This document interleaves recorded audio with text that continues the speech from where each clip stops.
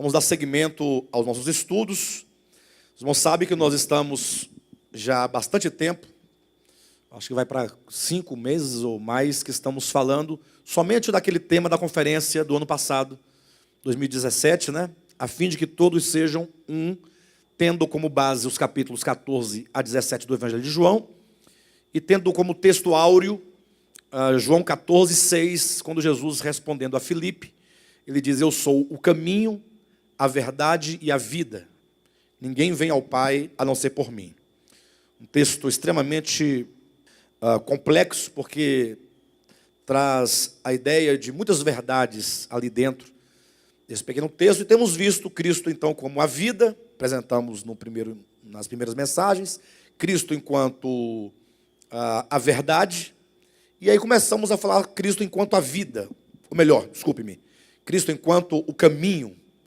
E nós demonstramos como que esse caminho, ele é tanto um caminho judicial de salvação, como um caminho orgânico de salvação. Por exemplo, quando Cristo diz, ou quando o escritor aos Hebreus fala que Cristo nos abriu um novo e vivo caminho pelo qual nos achegamos a Deus, ele fala da obra de redenção que Cristo realizou e consumou de uma vez por todas. Ou seja, por meio da fé na obra que Cristo realizou, nós temos acesso ao Pai. Ou seja, temos um caminho, uma base na qual nós podemos ter comunhão com Deus e nos apropriar das bênçãos da redenção, como perdão de pecados, arrependimento, fé, novo nascimento e tantas outras coisas mais. Entretanto, nós não podemos imaginar jamais que a salvação seja tão somente judicial. Se Deus desse ao homem uma salvação meramente judicial, ou seja, apenas, como eu poderia colocar para os irmãos entenderem o que eu quero dizer, no sentido de perdoar o homem por meio da morte de Cristo, sem mudá-lo organicamente, sem mudar o homem organicamente, o Evangelho não seria uma solução, seria uma tapiação, não é? Ou seja, Deus salva os pecadores por meio da obra de Cristo, glória a Deus por isso, isso é verdadeiro. Só que nós, os homens, continuaríamos pecadores, continuaríamos perversos, continuaríamos ainda com uma consciência caída, que não raras vezes se manifesta enquanto uma consciência inimiga de Deus. Então, o evangelho pleno de Deus, ele inclui não somente o aspecto judicial, ou seja, o que Cristo realizou me garante o acesso a Deus e as bênçãos da redenção, mas me garante enquanto uma garantia que me dá acesso não somente a me apropriar das bênçãos, mas para que elas sejam trabalhadas em mim, dentro de mim, para me salvar organicamente, no sentido de constituir em mim uma nova pessoa. E aí nós demonstramos, sobretudo nas 2 ou 3 últimas mensagens, como que há um grande problema em torno do tema salvação. Um problema de compreensão. E que esse problema foi herdado a partir da superficialidade, ou de uma mensagem superficial legada a nós, e sobretudo como posso colocar? Pelo ensinamento da Igreja Católica Romana acerca da salvação, que diz que a salvação, ela se resume, vamos colocar assim, nos sacramentos que a Igreja ministra. Ou seja, eles entendem salvação como sendo apenas uma graça. A graça, por exemplo, do batismo infantil, inclusive. A graça da comunhão do corpo de Cristo, que é aquela hóstiazinha, um pãozinho. Então, primeiro água, depois um pedaço de trigo, sem glúten, né? Tem que deixar isso claro, que não pode haver glúten. O sacramento do casamento, o sacramento da extrema unção, o sacramento do sacerdócio, o sacramento da confissão. Ou seja, tudo se reduziu a um mecanismo meramente político, dizendo: se você participar das mãos do sacerdote, essas bênçãos que ele te dá, o pãozinho abençoado, a água abençoada, a extrema unção abençoada, não é? Então você está salvo. Então, essa herança, enquanto um conjunto de doutrinas dogmáticas, passou para fazer parte também, agora, das igrejas reformadas, que fizeram a sua teologia sistemática, enquanto doutrina. Aí quando veio o movimento cristão evangélico, as coisas pioraram, porque o interesse, até mesmo pela doutrina dogmática, se perdeu e deu lugar às meras manifestações externas e corpóreas e sensoriais e supostas do Espírito Santo, que é o movimento evangélico pentecostal e neopentecostal. Com isso, nós chegamos a um tempo em que, ainda que as pessoas, supostamente, os cristãos, os crentes, aqueles que se entendem por filhos de Deus ou que se entendem como igreja, embora eles passem por alguns requisitos, ou cada uma pessoa que se converte a Cristo passem por alguns requisitos, digamos, nós colocamos 4, que é o arrependimento, a fé, o novo nascimento, o batismo e o novo nascimento. Eu me propus a falar sobre esses 4 itens, porque são 4 itens que são indispensáveis para que alguém seja um cristão. Não é dito que a pessoa não tem que se arrepender dos pecados ou não? Que ela tem que crer no Evangelho, que ela tem que ser batizada e, consequentemente, terá nascido de novo. Aí passa a ser considerada uma pessoa cristã. Mas será que os cristãos, de fato, experimentam essas coisas? Então eu falei sobre o arrependimento, como que arrependimento não é uma doutrina, ainda que eventualmente ela possa ser colocada na forma de doutrina, mas arrependimento é uma obra que Deus realiza no coração do homem, no sentido de mudar as suas faculdades quanto à sua maneira de pensar, de perceber, de compreender o mundo, as coisas em relação a Deus. A palavra grega para arrependimento é metanoia, o que significa uma profunda mudança nas faculdades do homem. Aquilo que se considerava no seu interior algo bom e maravilhoso e prazeroso, uma vez que você sofre o arrependimento, ou que seja a metanoia, aquilo passa a ser desagradável, ruim. Você não passa mais a desejar aquilo. Quando nós lemos a Bíblia em português, eu dizia agora há pouco aqui para o nosso irmão, o Toninho, nosso irmão Toninho, que ao se ler a Bíblia em português, há um grande prejuízo de entendimento. Porque a língua portuguesa, ela empobrece o sentido que o escritor original quis dar a certas coisas. Quando você pensa em arrependimento, você vai, como eu estou arrependido. Aí não passa 3 dias, você está lá fazendo a mesma coisa, buscando aquela mesma situação.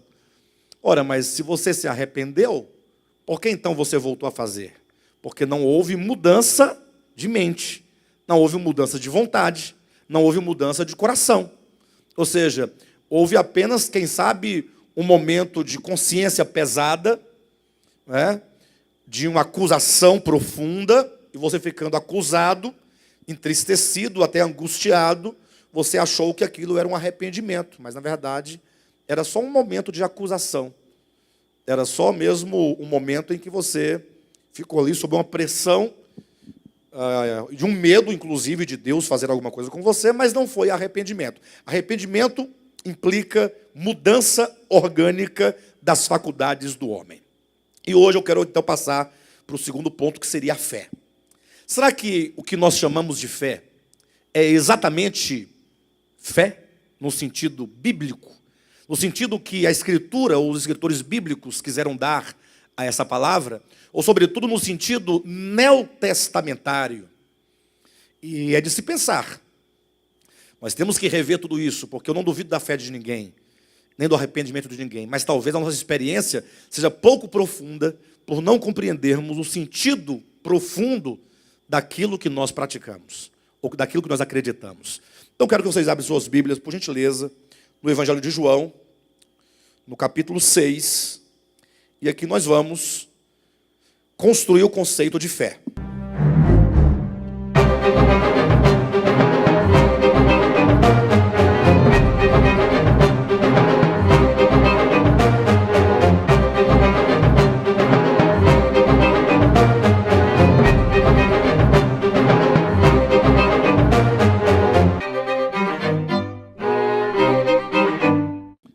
João capítulo 6, nós temos aqui um episódio muito interessante, porque Jesus Cristo, ele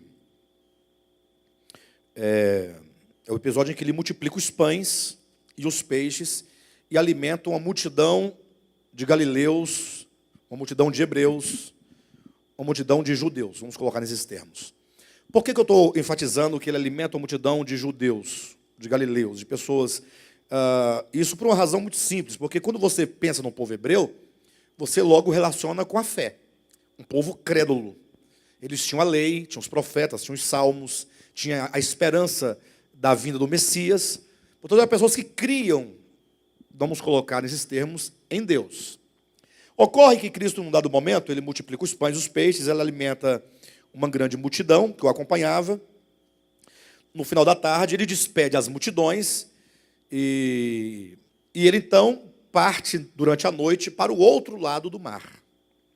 No dia seguinte, as multidões voltaram para o mesmo lugar onde Cristo as havia despedido, em busca de Cristo. Pensa agora num tanto de gente em busca de Jesus. Né? Como nós vemos hoje as igrejas lotadas, né? Os galpões lotados de pessoas, todos dizendo que estão em busca de Jesus. E aqui, quando eles encontram Cristo do outro lado do mar, vocês podem acompanhar aí, a partir do versículo 22, diz: no dia seguinte, a multidão que ficara do outro lado do mar notou que ali não havia senão um pequeno barco, e que Jesus não embarcara nele com seus discípulos, tendo estes partido sós. Entretanto, outros barquinhos chegaram de Tiberíades, perto do lugar onde comeram o pão, tendo o Senhor dado graças. Quando, pois, viu a multidão que Jesus não estava ali, nem os seus discípulos, tomaram os barcos e partiram para Cafarnaum à sua procura. Então, quando o povo chega a pegar barco, atravessar o mar, ir para uma outra cidade à procura de Jesus, é de desconfiar, né? Tem algum problema aí. Mas como assim problema, pastor? Algum problema? As pessoas querem Jesus. Sim, mas continua o texto. Versículo 25 diz: e tendo-o encontrado no outro lado do mar, lhe perguntaram: mestre, quando chegaste aqui? Respondeu-lhe Jesus: em verdade vos digo, eu cheguei ontem. É isso? Jesus, ele tinha uma perspicácia, porque as pessoas perguntavam uma coisa e ele respondia outra. Mas ele respondia exatamente aquilo que eles precisavam ouvir. Olha a resposta de Cristo. Respondeu-lhes Jesus. A pergunta é: quando chegasse aqui? Na verdade, estão procurando assunto com Jesus, né? Eles não querem saber quando, a hora exata e como foi e por que ele foi para lá. Eles não tinham nenhuma preocupação com Cristo enquanto o Messias, alguma coisa. Eles estão puxando assunto para ver se rola mais uma multiplicação dos pães, porque afinal de contas eles lancharam o lanche da tarde no dia anterior, agora eles queriam o café da manhã. Não é? Respondeu-lhe Jesus: em verdade vos digo, vós me procurais, não porque vistes sinais, mas porque comestes dos pães e vos fartastes. Aí nós temos aqui duas situações. Primeiro, o fato de eles terem comido pão com fartura é o aspecto material. E Jesus disse: vocês me procuram não porque vocês viram sinal. Sinal, ou seja, não porque vocês viram na multiplicação um sentido espiritual daquilo que ele representa. Isso porque os milagres de Jesus são colocados por João como sinais. Ou seja, Cristo não multiplicou os pães tão somente porque a multidão estava com fome. Ele poderia até dar pão porque queria dar pão. Mas quando ele multiplicava os pães e alimentava, ele queria ensinar algo àquelas pessoas. Ele queria trazer um ensinamento. Ele não queria fazer uma mera apresentação ou um show da fé de milagres. Ele não queria fazer prodígios para aparecer o milagre, para dizer que ele é poderoso, ou para que as multidões pudessem ficar cativas dele. Na verdade, a multidão já estava cativa dele, no sentido de que elas o buscavam porque queriam o pão de cada dia. Ele falou: não, vocês não viram o sinal. Vocês não perceberam o significado do pão multiplicado. Vocês só viram o pão enquanto o pão material. Jesus continua agora exortando aquelas multidões, dizendo: trabalhai não pela comida que perece, mas pela que subsiste para a vida eterna, a qual o Filho do Homem vos dará, porque Deus o Pai o confirmou com o seu selo.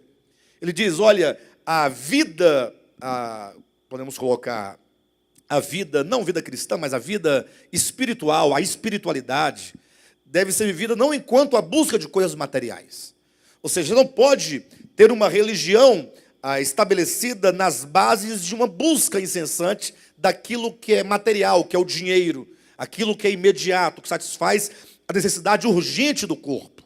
Ainda que Deus possa nos dar o pão de cada dia, e tudo vem dele mesmo, mas a fé não está atrelada a nenhum benefício imediato, a nenhum benefício material, especificamente, mas a fé, ela diz respeito ao pão ou àquilo que subsiste para a eternidade.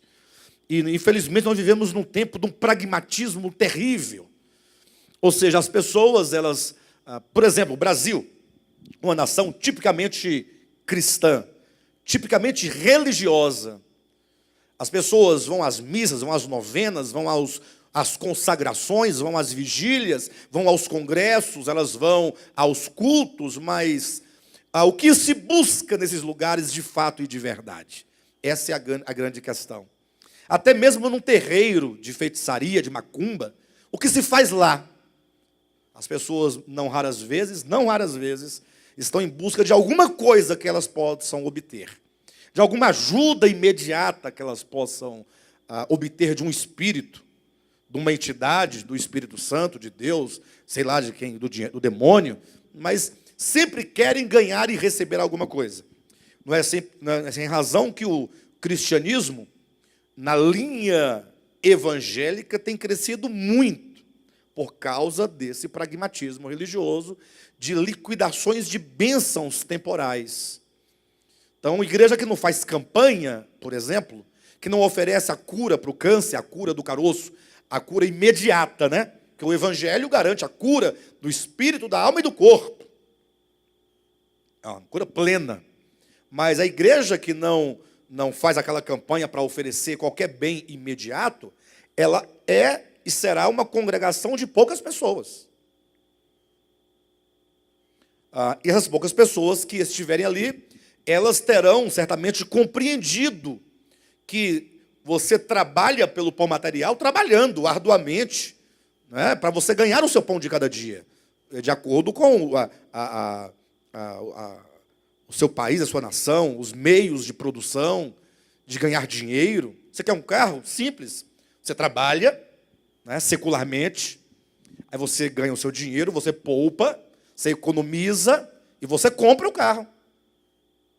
E não deixa de ser bênção de Deus. Por quê? A bênção de Deus, não exatamente o carro, mas a energia que Ele te deu para trabalhar, a força, a capacidade, os talentos. E uma vez aplicados no comércio, no mundo aí material, você transforma tudo isso em recursos para você comprar arroz, feijão, carro, casa, né, apartamento, que você quiser comprar. Passar num concurso público, ter um bom salário. Agora, não podemos confundir a fé com essas coisas. Jesus é claro quando ele diz, trabalhai, deve haver um trabalho. Não pela comida que perece. A busca do divino, a busca das coisas espirituais, não está baseada na comida que perece. Não tem relação direta. Pelo contrário, a fé, ela acredita, digamos, que o pão de cada dia nos é dado pelo Pai Celestial, que Ele cuida de todos nós. Mas ela não se fundamenta na busca das coisas materiais, mas na certeza de que o Pai é que nos concede. É diferente. A fé que busca o material e a fé que se fundamenta no sólido fundamento da certeza de que o Pai Celestial cuida de todos nós. Então, há de se diferenciar uma coisa da outra. Ele diz, olha, vocês devem buscar ou trabalhar pela comida que subsiste para a vida eterna, a qual o Filho do Homem vos dará, porque Deus o Pai o confirmou com seu selo. 28. Dirigiram-se, pois, a ele perguntando, o que fazemos ou que faremos para realizar as obras de Deus? Aí começa a entrar no ponto. Se Cristo diz, trabalhai pela comida que subsiste para a vida eterna, eles agora se interessam por esse trabalho. O que nós devemos fazer para realizar as obras de Deus? E aqui nós tocamos num ponto fundamental, uma vez que muito se fala sobre obra de Deus. Muito se fala. Hoje em dia, quando um cristão fala que está fazendo a obra de Deus, ele fala que está evangelizando, né? Entregando folheto. Ele está no culto da igreja, ele está prestando muitas vezes serviços à organização religiosa da qual ele faz parte. Recentemente, conversando com um grupo de irmãos, alguns deles me disseram o seguinte, que lá onde eles estavam, eles eram tão explorados que uma vez um irmão ficou com peso na consciência, com um profundo remorso no coração, porque ele não tinha os domingos livres para almoçar com a família. Ele trabalhava de segunda a sábado, ele tinha que ir todos os cultos à noite, todos os dias, segunda, terça, quarta, quinta. Quando não era um culto, era uma reunião. Quando não era reunião com os líderes, ele era sendo líder, reunindo com os liderados, era célula, culto. Aí chegava no domingo, por exemplo, que é o dia que tem que descansar um pouco. Não, ele tinha que ir para a igreja de manhã cedo, a escola dominical, à tarde tinha que fazer evangelização, o evangelismo, à noite tinha um culto da noite. Passava o dia inteiro, o domingo inteiro, que deveria descansar com a família, né? Não, tinha que passar o dia inteiro na obra de Deus. Aí um dia, no dia dos pais, ele zangou e resolveu, falou, não, hoje eu vou ficar com a minha família, vou almoçar com a minha família. Não foi para a obra nesse dia. E aí pensa numa acusação que ele ficou com peso de consciência, porque ele entendia, e assim foi ensinado a ele e a todos nós, no passado, que a obra de Deus é aquilo que nós fazemos para Deus. Ora, mas o que nós podemos fazer para Deus? Eu pergunto. O que você pode fazer para Ele? Se Ele é o tudo em todos, se nele vivemos, se nele nos movemos, se nele existimos, se Ele que nos dá a vida, o ar que nós respiramos, se todo o alimento que tem sobre a terra, todos os alimentos provém dEle, o que você pode dar a Ele? Dinheiro? O ouro e a prata lhe pertencem, já dizia o profeta Ageu. Tudo é dele, a água é dele. Por isso que nós vamos encontrar o texto de Paulo, no capítulo 17, quando ele fala, Deus não é servido por mãos humanas, assim como não habita em santuários feitos por mãos humanas. Até quando nós vamos pensar que a obra de Deus é fazer algo para Ele?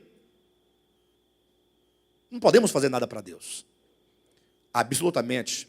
Não é sem razão que Jesus Cristo, quando veio à Terra, na sua humanidade, ele reprovou severamente os judeus com as suas incansáveis cerimônias e ritos e ofertas e sacrifícios e holocaustos que eles ofereciam continuamente a Deus. Deus chegou a falar, inclusive, nos profetas lá do Antigo Testamento, que estava enfadado com tanto sacrifício e holocausto, tanto sangue oferecido a ele. Deus chegou a falar pela boca de Davi, profeticamente falando, no Salmo 50, dizendo, gente, vocês não precisam me trazer esses animais, não. Primeiro que eu não como carne. Segundo que eu não bebo sangue. E terceiro que todos os animais do campo são meus. Vocês não podem dá-los, né, a mim. Ou vocês não podem mosdar. Ficou bom, né? Mosdar, dar eles a mim. Porque são meus. Então, o homem não pode servir a Deus no sentido de fazer algo para Deus. Só existem duas maneiras de se servir a Deus adequadamente. A primeira é quando eu sirvo a Deus no meu próximo. João vai dizer isso na sua primeira epístola, dizendo que se nós amamos a Deus, devemos amar os nossos irmãos, o nosso próximo.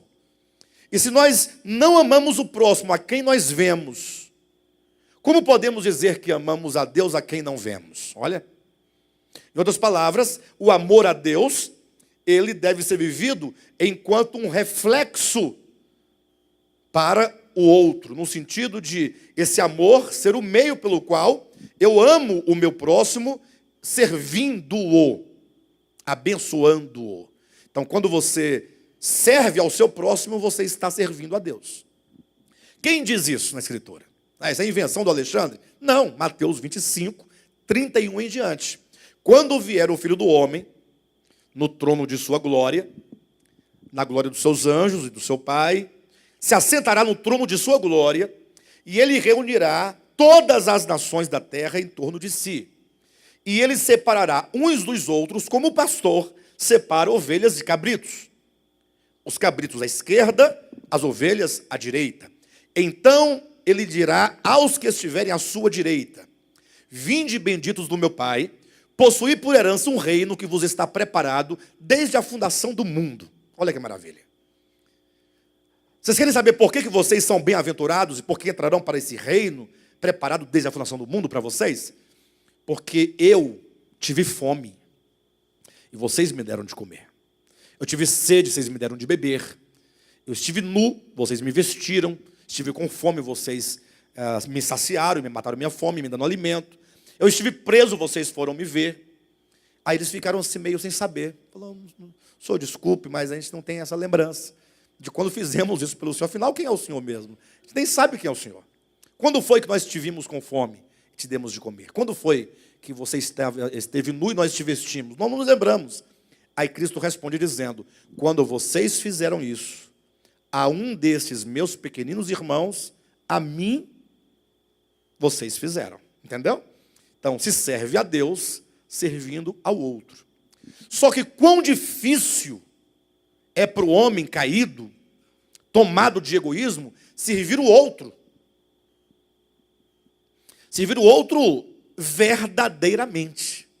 Quando eu falo verdadeiramente, porque muitas vezes nós servimos o outro não como quem serve o outro, não como quem considera o outro um ser semelhante a Deus, criado por Deus, não porque vê nele a imagem de Deus, não porque o ama de fato e de verdade. Geralmente se serve ou se faz alguma coisa pelo próximo, buscando como quem busca o próprio interesse. Ou seja, se eu fizer isso pelo fulano, Deus vai me abençoar me dando isso aqui. Então, na verdade, eu não estou servindo a Deus quando estou dando algo para o próximo nesse sentido, mas eu estou fazendo uma barganha. Né? Eu dou R$10 para um mendigo, R$10 foi bom, né? R$10 para um mendigo, porque aí eu vou receber 100 de Deus. Olha que coisa boa. Melhor do que você fazer um investimento na poupança, ou melhor do que um investimento na bolsa de valores, ou melhor do que uma aplicação qualquer. Vocês não acham, não? Você dá R$10 para quem está com fome, Deus vai te dar 100. Então, isso aqui não pode ser um serviço a Deus e nem ao seu semelhante, senão um serviço a si próprio. Isso chama-se egoísmo. Até quem faz qualquer coisa para Deus enquanto jejum, oração, frequentar cultos, dar ofertas. Por que se faz isso? Não, porque se eu não fizer assim, eu vou para o inferno. Então você está comprando o direito ao céu, é isso? Está comprando o seu ingresso ao céu? Como se a entrada no céu custasse o jejum que você faz, a oração que você realiza, a vigília que você frequenta, o dinheiro que você oferta? Não pode ser. Então, as pessoas, elas fazem muito pelo próximo, mas como quem busca o seu próprio interesse. Não quero dizer que não haja aqueles que fazem por amor a. Deve haver, sim, uma meia dúzia dentro de 7 bilhões de habitantes atuais da Terra. Deve ter uns 6 ou 7, no máximo 8, que faça alguma coisa nesse sentido. Lógico que eu estou aqui usando de uma linguagem bastante reduzida, para vocês entenderem que a quantidade é mínima de pessoas que consegue ver Deus no outro, ou que consegue ver o outro. A maioria, até aqueles mais caridosos, tem umas religiões que são caridosas, gostam de fazer uma caridade, não é? Mas por que fazem tal caridade? Porque na próxima encarnação não querem vir uma barata. Né? Eles querem vir pelo menos um príncipe, uma princesa, de uma linhagem real. Né? Eles não querem vir manco, coxo, aleijado, cego, porque ensinaram para eles que eles estão assim, porque na vida passada eles foram maus. Então agora, para você poder ter uma próxima encarnação boa, você deverá fazer o bem. Ou seja, você não pode fazer o mal. É um meio de você conquistar uma boa vida no futuro. Então isso não é diferente do crente evangélico que quer comprar o céu com o seu jejum, a sua oferta mesquinha e as suas orações, né, que agridem os ouvidos. Não dá. Então, não está longe um do outro. Na verdade, se você for pesar na balança, em termos espirituais, ambos estão no mesmo nível, no mesmo sentido, mas até o outro lá da caridade está um pouco melhor, que está pelo menos o outro, pragmaticamente falando, está sendo alimentado. Né? ainda que este aqui busque o seu próprio interesse. Mas quão difícil é servir o outro por amor, vendo Deus no outro. Daí a necessidade de nós vermos que a obra de Deus, o trabalhar para Deus, se dá tanto servindo o outro, o que é muito difícil, mas, sobretudo, a obra de Deus é aquilo que Deus realiza em nós. Então, nós devemos partir desse ponto. Obra de Deus enquanto aquilo que está acontecendo em mim, aquilo que Deus faz dentro de mim. Toda obra de cura, de transformação, de santificação, de salvação e de libertação do meu ser é a obra de Deus. Estou na obra de Deus, estou sendo trabalhado por Deus. E uma vez trabalhado por Deus interiormente, aí sim eu poderei, no outro sentido, servir a Deus, servindo o meu próximo, porque houve a libertação de uma consciência egoísta, de uma consciência caída. Entenderam? Mas de onde vem esse conceito de obra de Deus enquanto aquilo que ocorre dentro de nós? É a resposta de Cristo. Quando perguntaram para ele, o que faremos para realizar as obras de Deus? Respondeu-lhes Jesus, a obra de Deus é esta. 2 pontos. E nós precisamos atentar para essas coisas. Jesus tem essas palavras curtas, né? Mas umas ideias muito fortes. A vida eterna é esta. Está explicando. Vida eterna não é ir morar eternamente com Deus, em tal lugar, e não ir para o inferno. E vida eterna não significa as delícias celestiais. Vida eterna consiste no conhecimento de Deus. Quando você conhece a verdade, logo você é liberto. E conhecereis a verdade, e a verdade vos libertará. Por que tem muitos crentes que não estão libertos? Porque não conheceram o quê? A verdade. E o que conheceram? Doutrinas dogmáticas. Conceitos, né, de instituições religiosas. Então, Cristo fala, a vida eterna consiste em conhecer o Pai. Quando você conhece o Pai, todas as trevas do engano, todos os sofismas construídos e erigidos na sua mente, as fortalezas que separam e impedem você de se aproximar de Deus, elas são destruídas pelo poder da verdade. Por isso que se conhecereis a verdade vos libertará. E se, pois, o Filho vos libertar, verdadeiramente sereis livres, porque Cristo, o Filho de Deus, é a verdade. E aqui ele diz, a obra de Deus é esta. Pronto. Não temos que duvidar agora, e nem de procurar perguntar para alguém o que é a obra de Deus, porque ele vai dizer aqui, ó, a obra de Deus é esta, 2 pontos. Que creiais naquele que por ele foi enviado.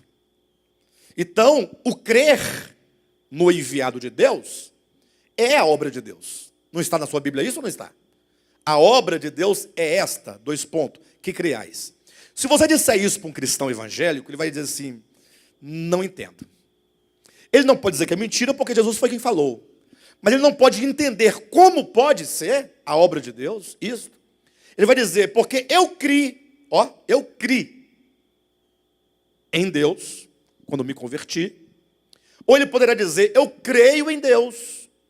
Agora, o fato de eu crer, eu posso estar inativo. Ele quer dizer, embora eu creia, eu tenho que fazer algo. Porque ele entende a fé enquanto acreditar numa história. As pessoas pensam a fé assim. De sorte que elas pegam, por exemplo, a Bíblia. Aí você vai lendo, né? Tudo que você encontra na Bíblia, você acredita.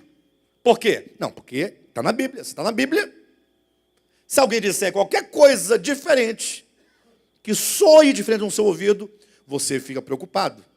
Você fica até angustiado. Será que estão querendo roubar minha fé? Será que quando eu leio o registro bíblico lá, de uma história do passado, se porventura me vier qualquer dúvida com respeito àquele evento, será que porventura, a pergunta é, eu estou perdendo a minha fé? Veja que se tem ou se entende fé enquanto acreditar nas histórias. Se você tomar esse conceito como verdadeiro, então você tem fé, por exemplo, na história do Brasil. Você vai, não, mas eu não tenho fé na história do Brasil. Minha fé é em Deus, na Bíblia. Tudo que Deus fala na Escritura, que Ele fez, ou que está fazendo e fará, eu creio.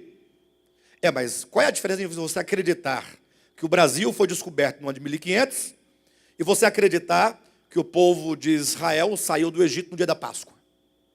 Você acredita aqui e acredita ali. Você está acreditando nas histórias. Embora ambas sejam verdadeiras, mas o acreditar em uma e noutra história não significa fé necessariamente. Primeiro que o objeto da nossa fé não é nem Moisés e nem os profetas. Ele diz: a obra de Deus é esta, que creais naquele que por ele foi enviado. A obra de Deus, portanto, tem um objeto da fé. A obra de Deus acontece por meio da fé, e esse crer, não acreditar, mas esse crer, tem um objeto: o Filho de Deus.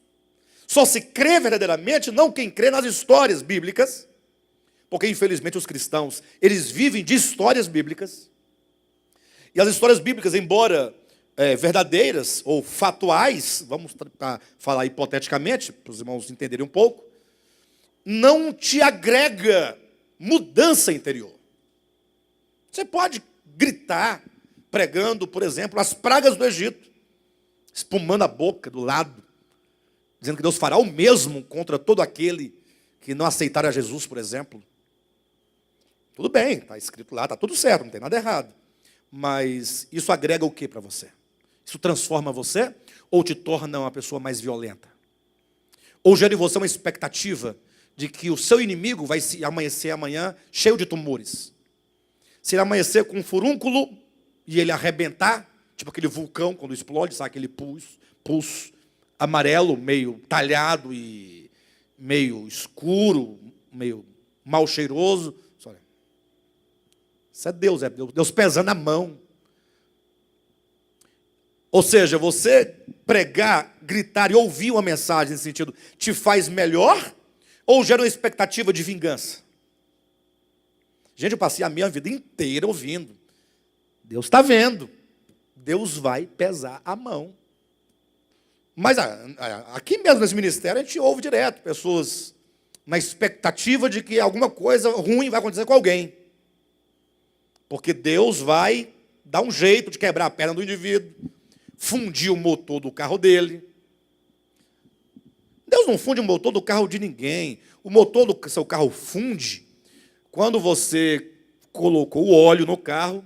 Depois de tantos 1000 quilômetros, o óleo começou a desgastar, já estava gasto, né? E perdeu a sua lubrificação, você não trocou, insistiu, ainda tinha vazamento de óleo, aquele óleo foi virando uma graxa, aí chegou uma hora que o motor esquentou, porque o óleo, ele lubrifica, né? Para não deixar as peças de metais se derreterem e fundirem, travarem. Não foi Deus, não, foi falta de óleo no carro, você não colocou. Tem que colocar lá o óleo. Aí você fala: está vendo? Meu carro nunca fundiu um motor, Deus está guardando meu carro. Já o carro do Isha fundiu um motor, então deve ter uma coisa errada na vida dele. Não, ele não colocou óleo, eu coloquei. Simples assim. A gente pode sofrer menos se você entender que a vida, ela tem causas e consequências aqui na Terra. A fé, portanto, não é acreditar, por exemplo, eu vou mais profundo agora, pastor Josué, que Jesus é o Filho de Deus. Acreditar. Isso não é fé. Por quê? Por exemplo, você pega uma criança que nasceu digamos, na Ásia, na Indonésia. E aquela criança vai crescendo no meio religioso típico da Ásia, aquelas religiões orientais. Sim ou não? Quando tiver com 10 anos, você pergunta para ele assim: você crê que Jesus, o Nazareno, é o Filho de Deus? Ele vai dizer o que para você? Não, tá doido? Maluquice é essa? Com 15 anos ele vai dizer: tá maluco? Como assim? Ele não pode acreditar nisso. Por quê? Porque não ensinaram para ele isso. Mas no Brasil não.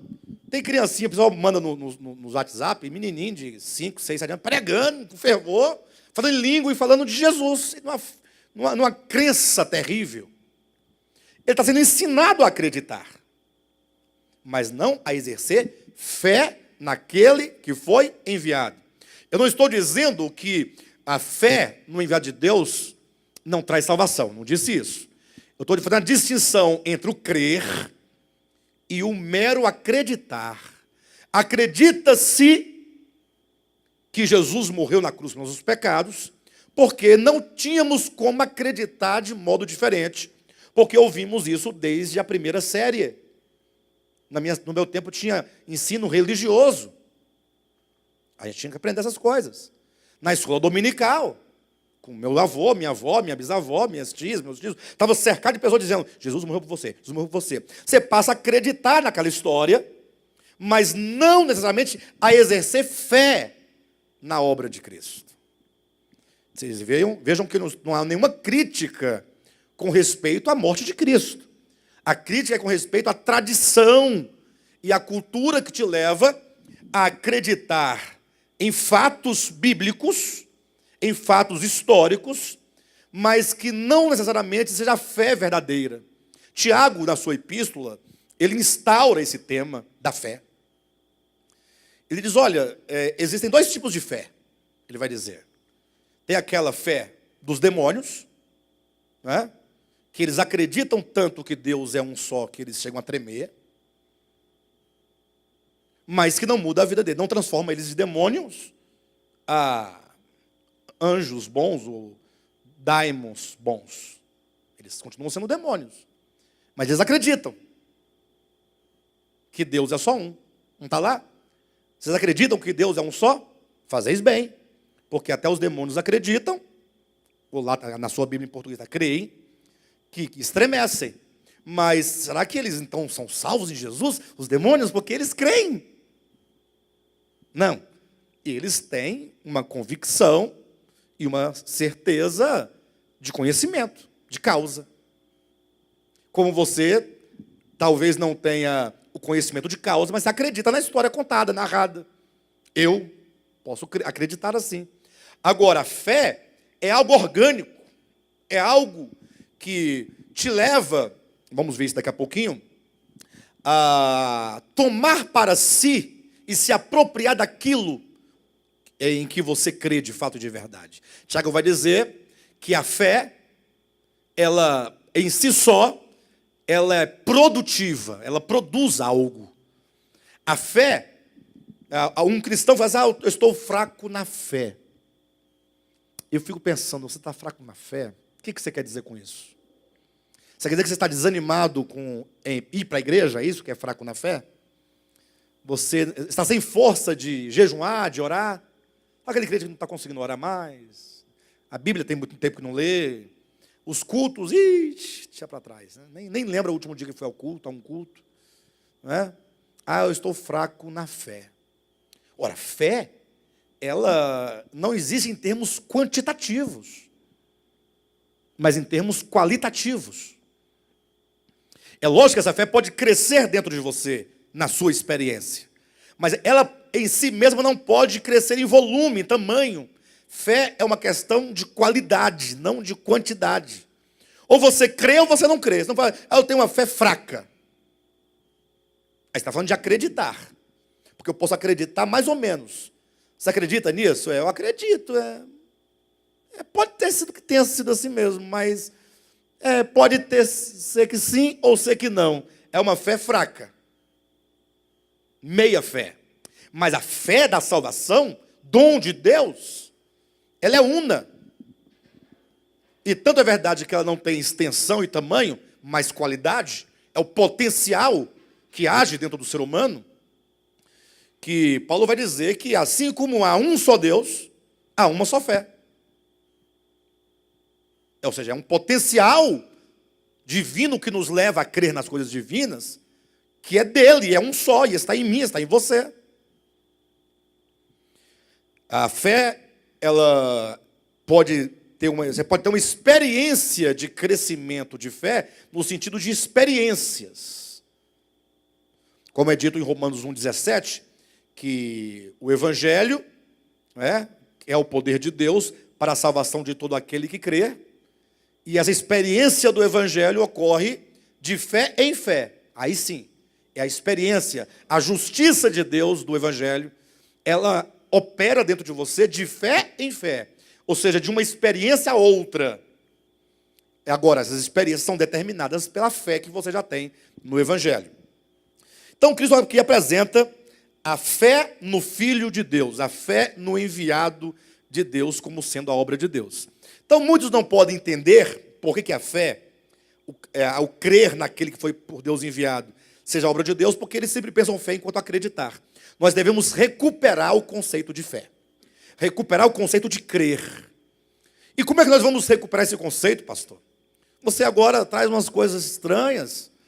Como é que pode ser? De onde vem essa ideia de fé orgânica, fé qualitativa, fé enquanto potencial divino que age em você, que te impulsiona e te leva a ser frutífero e ter uma expressão de Deus e uma experiência real daquilo que você crê? De onde vem isso? Das palavras de Cristo. Eu não tenho como ler todo o capítulo 6, mas eu diria que vocês devem ler esse capítulo todo em casa para verificar tudo o que é dito. Mas Jesus começa então, passo a passo, a estabelecer os níveis de significado da fé.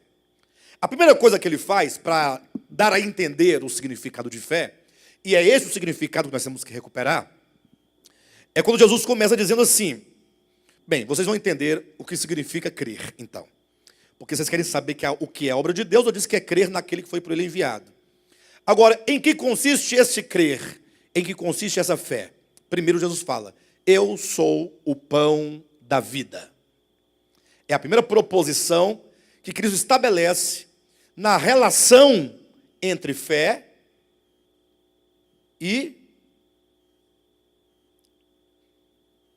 eu sou o pão da vida. Quando ele diz isso, é a primeira definição que ele vai trazendo de fé, para fazer a relação entre fé e alimento. Fé está relacionado ao pão da vida. Ele diz: a obra de Deus é esta. Alguém pergunta assim, eu vou dar uma pausa aqui: pastor, como é que você consegue ver essas coisas? Pergunta. Que eu leio, entendo tudo e não entendo nada. E não consigo ver. Quando você fala, eu passo a ver. É porque a nossa leitura, ela é uma leitura muito rasa. Nós acostumamos a ler, lendo um versículo e deixando ele para trás. Lê o segundo, deixa os dois para trás. Você vai se esquecendo. Você vai fazendo uma cisão, um corte entre um versículo e outro. Você vai separando as ideias e você vai querendo entender cada versículo a partir dele mesmo. Você não faz o diálogo. A pergunta é: o que tem a ver uma coisa com a outra? Faça essa pergunta para cada versículo. Então, olha a ordem. Jesus alimenta uma multidão. Não é assim que começa o capítulo 6? A multiplicação dos pães e peixes. Jesus alimenta uma multidão. Então, ele não começa falando sobre a obra de Deus nem sobre a fé. Ele começa alimentando. Como o pão. Eles comeram pão. Comeram, encheram uma barriga cheia de pão. E ainda sobraram 12 cestos cheios de pães e peixes. No dia seguinte, a multidão procura Cristo querendo comer mais pão. Ele fala assim: olha, cuidado. Vocês comeram o pão ontem, mas vocês só conseguiram ver o pão material. Vocês não viram o significado. Vocês precisam fazer a obra de Deus. Aí ele lança o tema que ele quer tratar nesse capítulo, no episódio dos pães e peixes. A obra de Deus. E o que é a obra de Deus? É crer naquele que foi enviado. Então ele chegou no ponto. Ou seja, vocês estão procurando a mim pelo pão que perece, mas essa busca pelo Cristo de Deus, esse ir a Cristo, esse servir a Deus, esta obra de Deus, deve consistir na busca das coisas eternas. E a obra de Deus, portanto, consiste em crer. Agora ele diz: agora eu vou explicar o crer. Vamos começar a pensar, crer no Filho de Deus, enquanto você entendê-lo, enquanto ele é o pão vivo que desceu do céu. Ora, se ele usa a metáfora do pão, ele quer dizer: você deve se alimentar de mim. Crer em Cristo não é acreditar que ele veio, é tomá-lo para si, como alimento. Lembram daquele texto em que Cristo diz assim: assim como o Pai que vive me enviou, e eu igualmente vivo pelo Pai, quem de mim se alimenta, por mim viverá? Ou seja, é o capítulo 6 aqui de João, versículo 57. Quem de mim se alimenta, por mim viverá. Está falando de alimento. A obra de Deus consiste em crer, e esse crer consiste em se alimentar dele.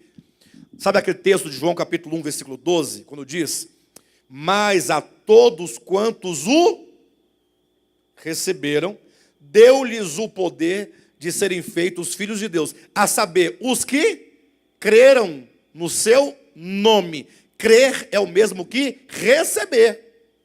Fala, pastor, mas eu recebi a Cristo. Você não está entendendo o que é receber a Cristo.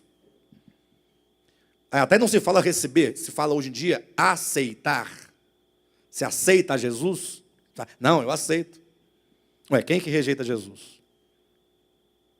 Mas você entende o que significa a todos quantos o receberam? A pergunta da fonte é: você o recebeu? Receber não é acreditar. Receber é no sentido de alimento. Quando você come um pão pela manhã, você está recebendo para si aquele pão dentro de você. Certo? Ele entrou para dentro de você. Quando você recebe alguém em sua casa, significa que você acreditou na história daquela pessoa? Ou que você abriu as portas e ela adentrou o seu lar, no aconchego do seu lar, e você fechou a porta e teve comunhão com aquela pessoa na sua casa, junto a uma mesa, um cafezinho preto, um queijo curado, ou que seja um queijo fresco, né? Daqueles que o Gilvan vende, que pensa num queijo abençoado. Aquele queijo. Vocês comeram já o queijo do Gilvan? Misericórdia, você come todo sozinho. Você cai no pecado da gula, se for o caso. Que já é muito bom. Mas aí você está tendo uma comunhão com aquela pessoa. Tanto é que não se costuma receber qualquer pessoa na sua casa, não é verdade ou não? Você recebe as pessoas mais íntimas, mais próximas, do seu relacionamento, dos seus afetos. Aqui é a presença de pessoas que trazem comunhão. Receber a Cristo é recebê-lo para si. Por isso que ele se apresenta como sendo o pão da vida.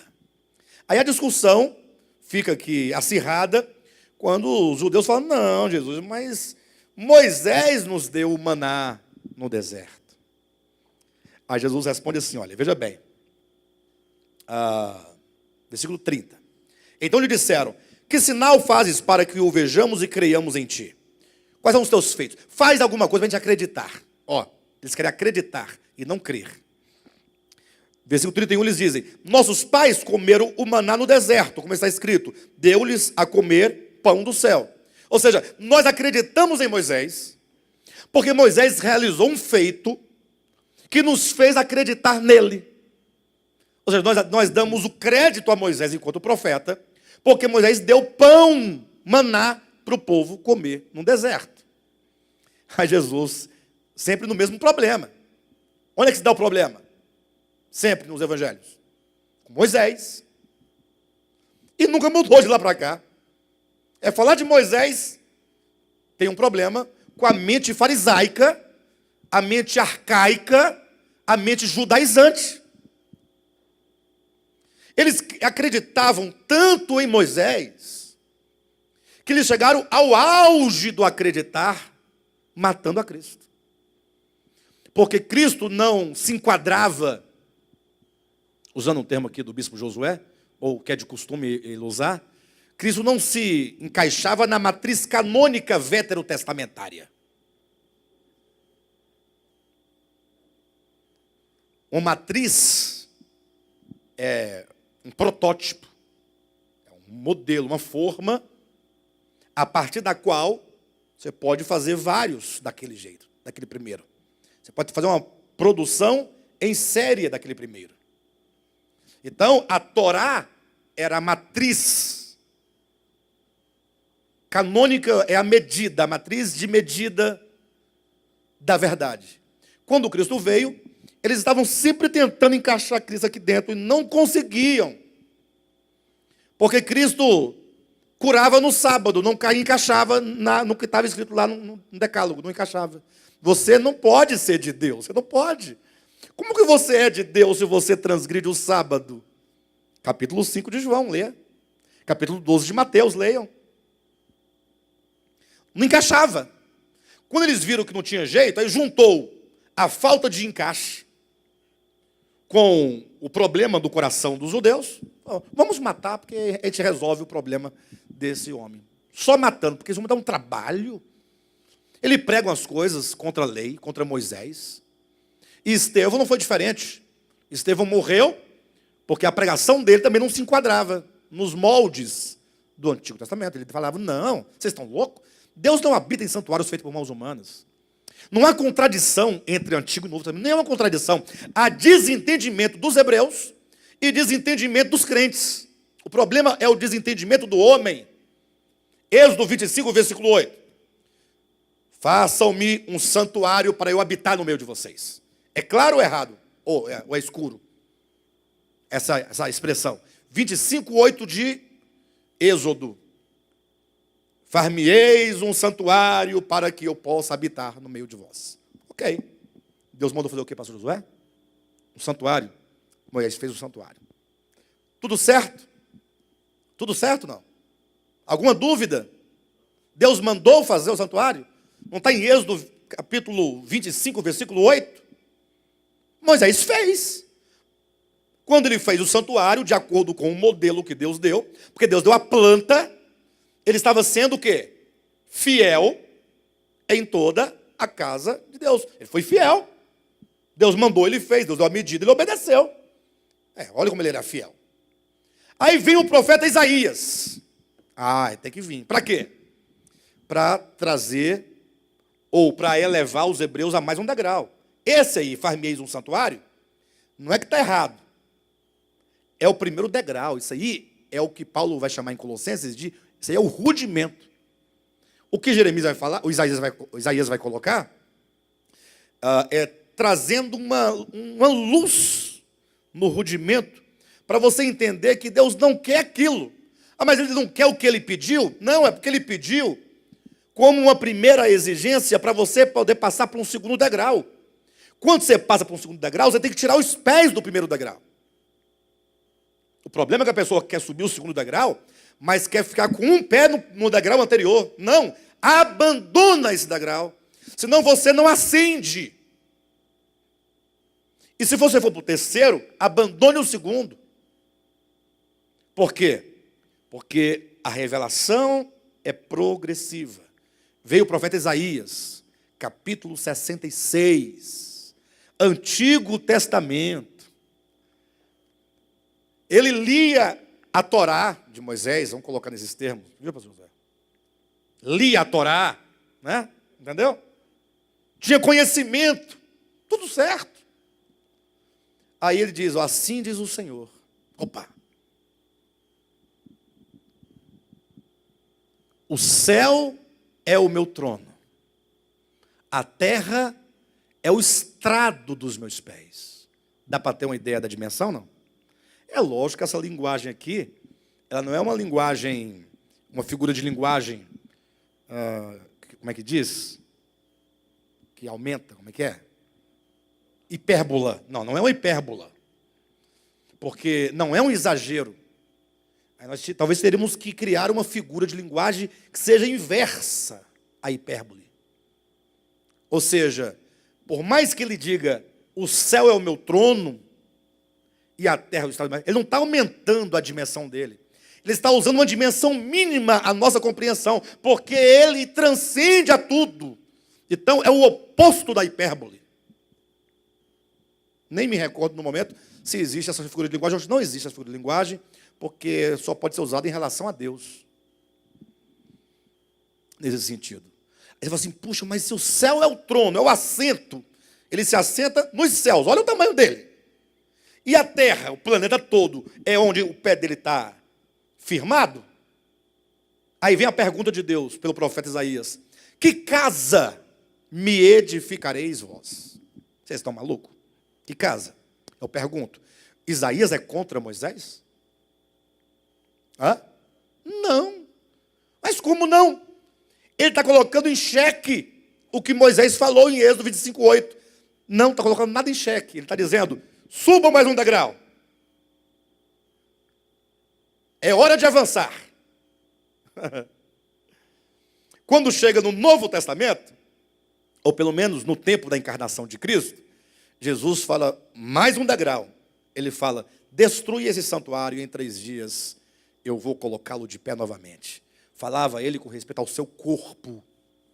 Olha, mais um degrau, vamos subir. Aí veio Estevão, no capítulo 6 de Atos.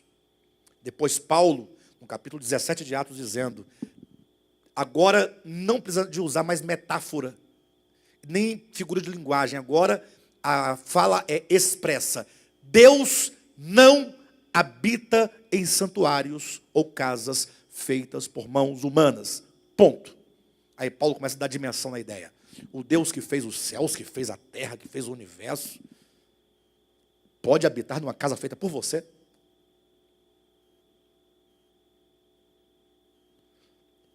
Ou seja, mais um degrau. Qual degrau? Esqueça a casa de Deus enquanto uma possibilidade de obras feitas por mãos humanas. Esqueça. Mas não tem mais, esqueça. Nós vivemos no tempo em que a revelação chegou a nós dizendo, a casa de Deus só pode ser espiritual. Por isso que Deus criou o espírito humano dentro do homem, para nele habitar. Zacarias 12:1, Deus criou o espírito do homem dentro dele. Efésios 2:22, e todos vós sois edificados para a habitação de Deus no espírito. É uma dimensão espiritual possível de se ter Deus como habitação, ou de Deus habitar em nós. Então não há nenhuma contradição. O problema é que as pessoas tomam um texto bíblico de Moisés, no caso aqui de João 6 é esse. Moisés deu pão. Nós acreditamos nele. Você faz o quê? Olha a resposta de Cristo. Versículo 32. Replicou-lhe Jesus, em verdade vos digo, não foi Moisés quem vos deu o pão do céu. Primeiro ponto, não foi Moisés. O pão, podemos dividir o texto em 2 partes, né? Não foi Moisés quem vos deu o pão do céu. Esse versículo não está dizendo assim, o maná do deserto não foi dado por Moisés. Não. Ele está dizendo, não foi Moisés que vos deu tem um na sua Bíblia aí? Pão do céu. O maná não era o pão do céu. Tanto é que eles comiam pão, o maná passava pelo processo de digestão e virava no fim uma massa fecal e ia para a latrina. Entenderam? Normal. Ah, mas teve um prodígio. Mas tudo bem, mas o prodígio não faz do maná o pão do céu. Olha o que ele diz. O verdadeiro pão do céu, o verdadeiro pão do céu, é meu Pai quem vos dá. Porque o pão de Deus é o que desce do céu e dá vida ao mundo. Então lhe disseram, Senhor, dá-nos sempre deste pão. Ou seja, você tem um pão que dá vida, que coisa maravilhosa, mas eles continuavam sem entender. Eles queriam pão. Aquele pão de ontem, da multiplicação, é da terra, porque tinha um menininho com um cesto, não tinha? Um garoto com um cesto de pães, que ele tinha feito em casa, ou nos termos mais atuais, comprado na padaria. Agora, Jesus está oferecendo um pão que desce do céu, numa padaria celestial. Eles pensavam, esse pão deve ser uma maravilha, né? Deve ser igual aquela panela mágica. Eles pensando. Lembra da história da bruxinha? Que tinha uma panela mágica e fazia sopa sozinha. Falava as palavras mágicas e fazia sopa. Aí tinha a palavra mágica para encerrar, que estava bem cheinho. Então, nunca faltava sopa, porque a panela era mágica. Um dia roubaram a panela da bruxinha, a bruxa má, malvada, roubou a panela, só que ela só sabia falar as palavras para começar a aparecer a sopa. Não sabia a palavra para encerrar. Aí a sopa foi subindo, subindo, aí não parava de subir. E foi enchendo a casa da bruxa de sopa. Aí a bruxa má teve que ir na bruxinha chamá-la para resolver o problema. Aí a bruxinha encontrou a panela dela. Ah, então tá aqui. Aí fez parar, enfim. Mas a ideia dos judeus era esta: um pão que eu possa comer e nunca mais ter fome. Fome material. Puxa, se eu comesse um pão hoje e não precisasse comer mais amanhã, olha que coisa boa. Não é ideia boa, não é? É. Por um lado, sim. O aspecto que eu não precisaria mais comprar, trabalhar para ter que ganhar o pão de cada dia. Nesse sentido. Não é? Seria bom, teoricamente falando. Mas os judeus sempre pensando pela via terrena, o aspecto terreno. Senhor, então dá-nos sempre desse pão. Olha que coisa maravilhosa.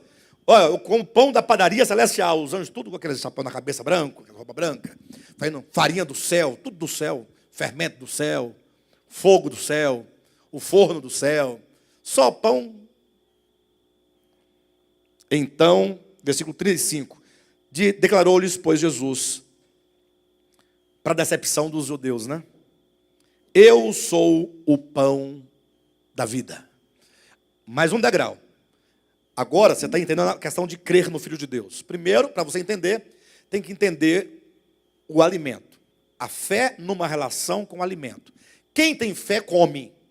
Quem tem fé, toma para si. Recebe para dentro de si aquilo em que se crer.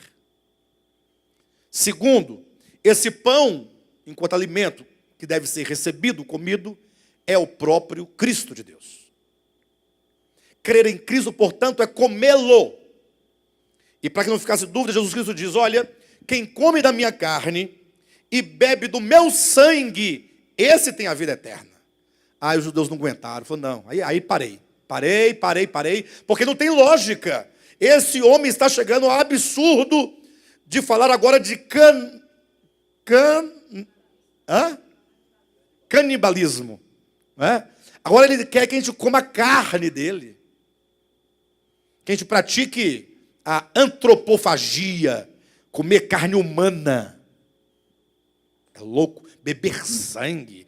Esse homem não tem juízo. Os judeus ficaram malucos. Você pode ler o texto para vocês verem como que a discussão fica acirrada. Foi então que Cristo disse, pessoal, não tem jeito. A gente fala, mas vocês não entendem. Aí ele vai dizer no capítulo 6, você pode ler comigo aqui o versículo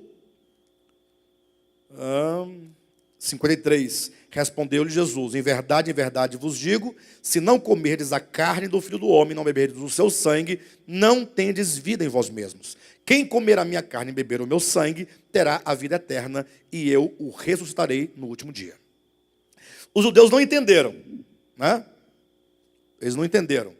Olha o versículo 60, para vocês verem. 60.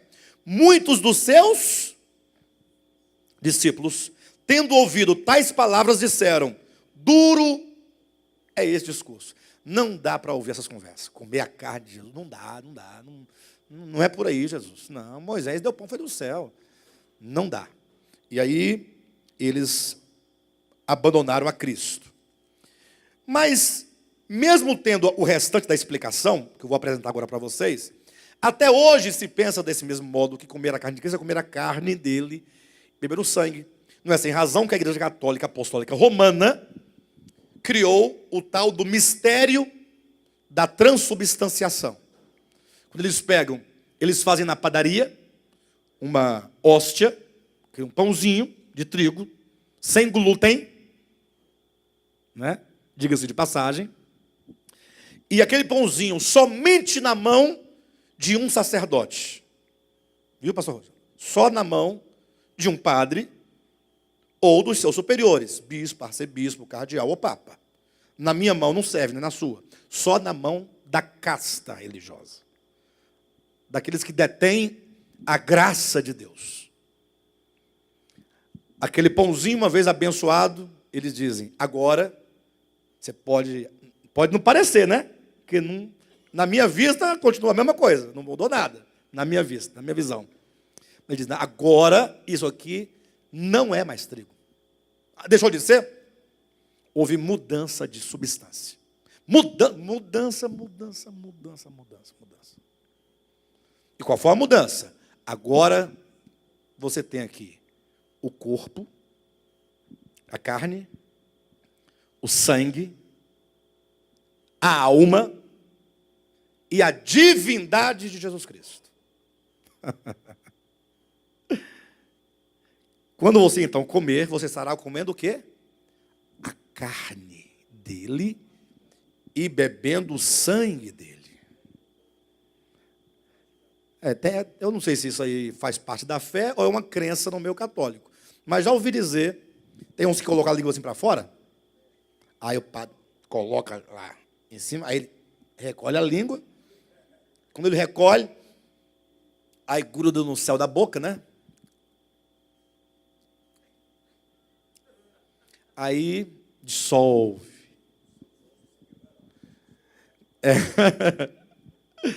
Aí comia a carne, bebeu o sangue. Interessante que está tão claro aqui. Versículo 63. Né?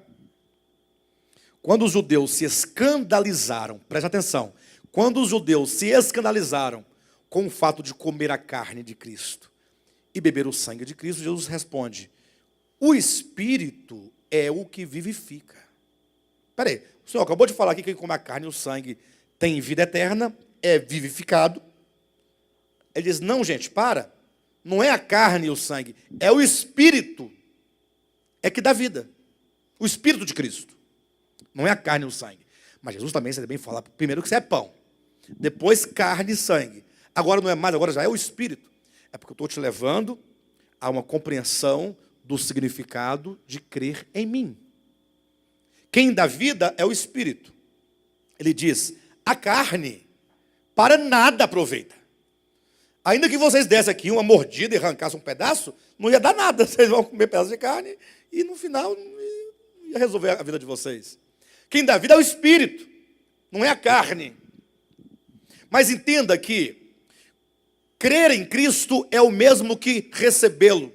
Aí você toma a ideia de que quando você come algo, você toma aquele algo para si, para que aquele elemento que você come, que você bebe, possa agora passar por um processo orgânico e as vitaminas, as substâncias, os nutrientes daquele pão, daquele alimento, possa agora passar a ser vida dentro de você.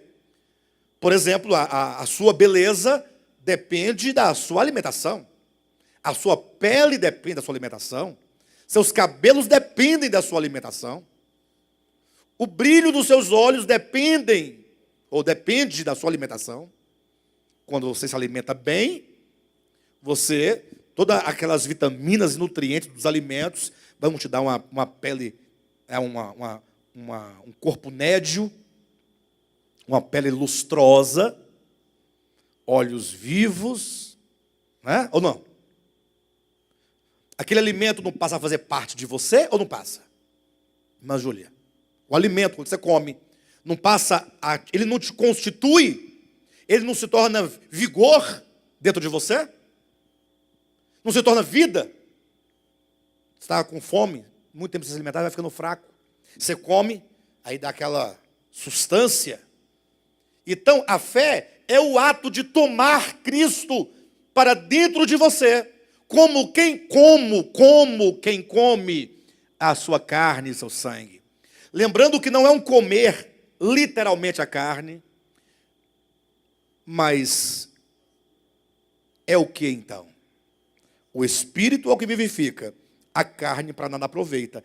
As palavras que eu vos tenho dito são Espírito e são vida. O que é receber Cristo para dentro de si? É receber as suas palavras. Então não adianta você acreditar que os 4 evangelhos são inspirados, se você não tomar as palavras ali escritas, ditas por Cristo, para dentro de você. O que tem de gente defendendo a historicidade dos evangelhos, dos 4, defendendo a canonicidade dos 4 evangelhos. Brigando, pastor. Brigando com o outro. Rompendo comunhão com o outro. Por causa da letra escrita no papiro. Ao passo que deveríamos nós tomar aquelas palavras para serem nossas. Um certo escritor, bastante famoso, falou algo muito bonito nesse sentido. Ele já tomou de um outro escritor, que eu agora não me recordo o nome, também não iria falar.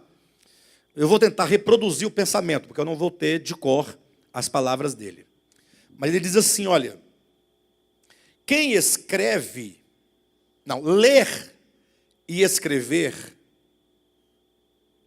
ele diz, ler e escrever são um ritual, não vou me lembrar das palavras, então eu vou parafrasear, tudo mesmas palavras, tá bom? Ler e escrever consiste num ritual eucarístico. Não é bem, mas tudo bem. Um ritual eucarístico. O que é um ritual eucarístico? Aí, lembrando agora, acabei de falar sobre o pãozinho da Igreja Católica. Lembra? A Eucaristia, aquele pãozinho, a hóstia é Eucaristia. Eucaristia significa literalmente... Vamos? Vocês nunca comeram Eucaristia? Quem já comeu? E comeram sem saber o que era? Não, o que a palavra Eucaristia quer dizer? Ninguém sabe, mas já comeram. Eucaristia quer dizer comunhão. Comunhão. Você quer dizer que você agora recebeu aquele pão que para eles é carne, você agora participa, aquele elemento se tornou partícipe de você. Ele participa de você agora. Ele está dentro de você. Então o escritor diz, ler e escrever são como um ritual eucarístico. Como assim? Ele diz, quem escreve, ele transfere o que ele é em palavras. De modo que aquilo que ele escreve é a sua própria carne e o seu próprio sangue. Entenda o que eu estou dizendo? Mas só quem escreve que sabe o que está escrevendo. Quem escreve o que não sabe o que está escrevendo, tipo aquelas redações de escola, eles buscam em qualquer lugar, menos aqui de dentro. Quem escreve, sabendo, no ato consciente da escrita, ele está colocando aquilo que ele é, na forma escrita. E então, quando alguém ler, ele está tomando aquilo que o escritor é, que está na forma de letras, para dentro de si. Está havendo uma comunhão. Está havendo uma comunhão. Quando Cristo diz, portanto, agora partindo da ideia do escritor para Cristo, quando ele fala, as palavras, Jesus fala, que eu vos tenho dito, são espírito, são vida, ele quer dizer, as palavras que eu digo, são aquilo que eu sou. Por exemplo, quando ele disse, não resistais ao perverso, ele não estava trazendo um mandamento. Ele quer dizer, eu sou isso. O meu ser, que é um com o Pai, o meu ser, que é um com o Pai, está dizendo, não resistais ao perverso. Eu não estou dizendo uma doutrina, nenhum ensinamento, ainda que possa ser doutrina ou ensinamento, nenhum mandamento, nenhum estatuto. É aquilo que eu sou, minhas palavras fluem do meu ser, dos meus lábios não flui nada que eu não seja. Tudo o que eu digo é aquilo que sou em natureza. Se você, ao ouvir tais palavras, você recebê-las para dentro do teu ser, como sendo a única e exclusiva verdade, de modo que você já não tem mais qualquer outro conceito por verdadeiro, senão aquilo que Cristo disse. Por exemplo, quando Jesus fala, não resistais ao perverso, eu pergunto, você tem isso por verdade para você, no seu coração? Ou no seu coração prevalece a ideia, resista, leve aos tribunais, meta a mão na cara dele. Se ele não pagar o que deve, leve o que você puder da casa dele, mas leve alguma coisa, para ficar com menos prejuízo. Como é que você tem? O que você tem no seu coração por verdade? Eu perguntei se você acredita nas palavras de Cristo. Você acredita, isso eu sei. Quer saber o que tem dentro de você quando, numa dada circunstância, você se depara com algo que te lembra as palavras de Cristo. Se alguém te ferir na face direita, aí Jesus fala, deixa ele ferir a outra. Isso não é ser tolo. Isso não é ser bobo. Aqui você está falando do seu coração. Que tipo de sentimento você tem quando alguém te fere? É de revidar ou de perdoar? Essa é a questão. Enquanto você estiver acreditando nas palavras de Cristo, mas elas não for verdade suprema no teu coração, você não crê nele. Você crê em você mesmo, no Deus desse século, neste mundo. Nele não, você acredita nele. Acredita que ele viveu entre os homens, que ele falou isso, que ele morreu pelos nossos pecados. Você acredita nessas coisas, mas crer nele é comer sua carne e beber o seu sangue, no sentido de que as palavras dele, uma vez digeridas por você, tornou-se o teu próprio ser, houve comunhão, eucaristia, se tornou vida dentro de você. Aquilo que agora te domina e te controla. Entenderam? Como o conceito de fé está muito distante do que comumente se ouve. Eu falei num grupo familiar, semana retrasada. Tinha uns evangélicos de convidados e uns irmãos da nossa igreja aqui.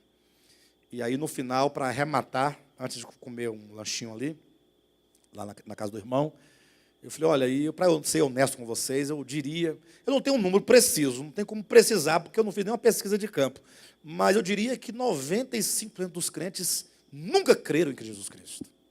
Aí os crentes regalaram os olhos, né? Como assim? Se são crentes é porque creram. Eu falei, não, mas aí o conceito de fé é que está problemático aí. 95% dos crentes nunca receberam as palavras de Cristo como sendo a verdade. A primeira coisa que querem fazer dentro da própria igreja, eu já vi, é chamar para briga. Eu já vi pastor do púlpito chamar o outro.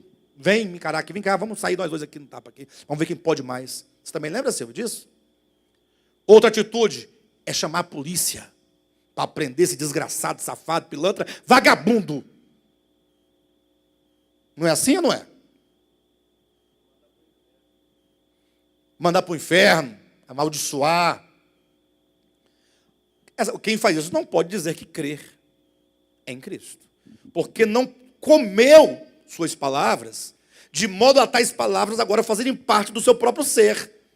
E agora aquilo que Cristo é, passa a ser aquilo que eu sou, porque eu comi. E as palavras se tornaram vitaminas e nutrientes e me nutriram. E houve um metabolismo orgânico dentro de mim daquelas palavras e me constituiu do ser de Cristo. É isso que Paulo disse, ou quis dizer, nós temos a mente de Cristo. É isso que significa dizer, até que Cristo seja formado em vós.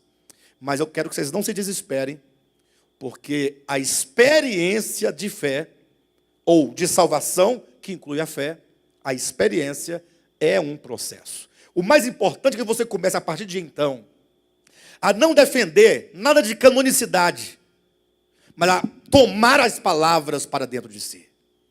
Aí, se fizer isso, não importa canonicidade, historicidade, o que mais, Josué? Qualquer palavra do gênero, palavras afins, não tem importância alguma. Brigar, dividir, separar. Como assim? Aquilo que deveria nos unir está nos separando? Tem um problema aí. Que não é meu, nem seu. Um problema do cristianismo. Nós fomos mal orientados com respeito à verdade de Deus. Então, é isso aí. Fé, portanto, é tomar as palavras de Cristo para dentro de nós, a fim de que elas sejam processadas, metabolizadas e sejam então orgânicas dentro de nós, nos constitua um novo ser. Semana que vem, nós vamos dar continuidade a esse tema, falando acerca do batismo. E, por fim, novo nascimento, apresentando o significado da salvação orgânica, ou o caminho orgânico da salvação, que é Cristo. Por isso que é orgânico, é que ele disse que o caminho é estreito. O caminho pelo qual percorremos é estreito. Amém?